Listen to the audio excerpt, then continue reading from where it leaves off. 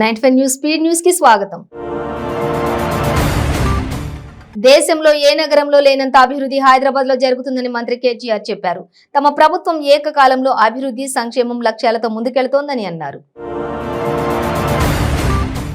బతికున్నంత వరకు తాము కాంగ్రెస్ లోనే ఉంటూ ప్రజలకు సేవ చేస్తామని టీపీసీసీ మాజీ అధ్యక్షులు నల్లగొండ ఎంపీ ఉత్తమ్ కుమార్ రెడ్డి, కోదాడ మాజీ ఎమ్మెల్యే పద్మావతి రెడ్డిలు స్పష్టం చేశారు. హైదరాబాద్ నగర పరిధిలో రాజేంద్ర నగర్ లో మహిళా కిడ్నాప్ కలకలం సృష్టించింది. చింతల్మెట్ చౌరస్తా వద్ద గుర్తు తెలియని వ్యక్తి దివ్యాంగురాల్ని కిడ్నాప్ బలవంతంగా ఆటోలో ఎక్కించి ఆ తర్వాత దాడికి పాల్పడ్డాడు. విజయవాడ కనకదుర్గ అమ్మవారిని రాష్ట్ర హైకోర్టు ప్రధాన న్యాయమూర్తి జస్టిస్ ప్రశాంత్ కుమార్ మిశ్రా కుటుంబ సభ్యులతో కలిసి దర్శించుకున్నారు. వారికి ఆలయ కార్యనిర్వహణాధికారి బ్రహ్మరాంబ ఆలయ మర్యాదలతో స్వాగతం పలికి శ్రీ అమ్మవారి దర్శనం కల్పించారు. ఇదేం కర్మ, ఏపీ పోలీసులకంటూ డిస్మిస్డ్ కానిస్టేబుల్ ఏఆర్ ప్రకాష్ అమరణ దీక్షకు దిగారు. అనంతపురంలోని అంబేద్కర్ విగ్రహం సమీపంలో బైఠాయించి దీక్ష చేపట్టారు. అయ్యప్ప స్వామిపై అనుచిత వ్యాఖ్యలు చేసిన భైరి నరేష్, రాజేష్లపై చట్ట ప్రకారం చర్యలు తీసుకోవాలని హిందూ చైతన్య వేదిక నాయకులు డిమాండ్ చేశారు. మదనపల్లె పట్టణం మల్లికార్జున సర్కిల్ వద్ద వారు ఆందోళన వ్యక్తం చేశారు. సీఎం జగన్ పై మాజీ మంత్రి టీడీపీ సీనియర్ నేత ప్రత్తిపాటి పుల్లారావు మండిపడ్డారు. పెత్తందారి పోకడలతో రాష్ట్రాన్ని నాశనం చేసిన జగన్ తన అవలక్షణాలను ఎదుటి వారికి ఆపాదిస్తున్నారని అన్నారు. నూతన సంవత్సర సంబరాలలో విషాదం చోటు చేసుకుంది. నాయుడుపేట పట్టణం పిచ్చి రోడ్డు తోపులో వెంకటేష్ అనే వ్యక్తిని స్నేహితులు అత్యంత దారుణంగా గొంతు కోసి గుండెల్లో కత్తితో పొడిచి హతమార్చారు. తిరుమల కొండపై విపరీతమైన రద్దీ కొనసాగుతోంది. శ్రీవారి దర్శనం కోసం భక్తులు పోటెత్తుతున్నారు. న్యూ ఇయర్ వైకుంఠ ఏకాదశి సందర్భంగా తిరుమలకు భక్తులు పెద్ద సంఖ్యలో క్యూ కడుతున్నారు.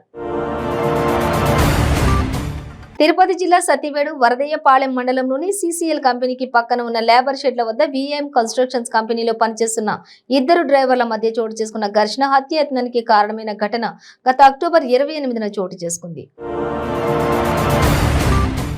జార్ఖండ్ లోని పలాము డివిజన్ లో గత 20 రోజుల్లో 4 చిన్నారులను పొట్టను పెట్టుకున్న చిరుతను బంధించేందుకు హైదరాబాద్ షార్ప్ షూటర్ నవాబ్ షఫత్ అలీ ఖాన్ సిద్ధమవుతున్నారు.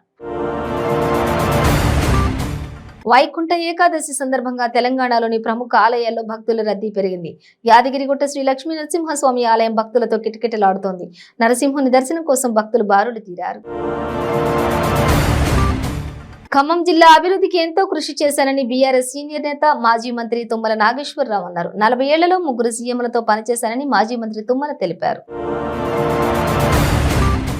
ఈ రోజు ధర్నా చౌక్ వద్ద సర్పంచులు నిధుల సమస్యలపై రాజీవ్ గాంధీ పంచాయతీరాజ్ సంఘటన ఆధ్వర్యంలో ఇందిరా పార్క్ వద్ద ధర్నా జరగనుంది. దీనిలో భాగంగా టీపీసీసీ అధ్యక్షులు రేవంత్ రెడ్డిని పోలీసులు హౌస్ అరెస్ట్ చేశారు.